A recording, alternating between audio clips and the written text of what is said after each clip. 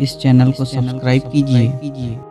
Science और maths की मज़ीद वीडियो की नोटिफिकेशन के लिए बेल आइकन को दबाइए। शुक्रिया।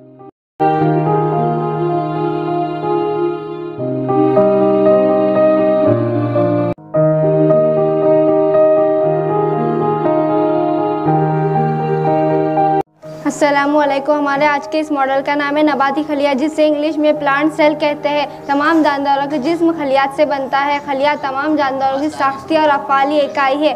खलियात दो किस्म के होते हैं, एक नबाती और एक हैवानी। तो आज हम नबाती खलिया के बारे में मालूमात हासिल करेंगे। तो देखिए, नबाती खलिया का मॉडल है। तो आज हम नबाती खलिया के हिस्सों के बारे में मालूमात हासिल करेंगे। दो देखिए, तवानियाँ है, जिसे इंग्लिश में माइटोकॉन्ड्रिया कहते हैं।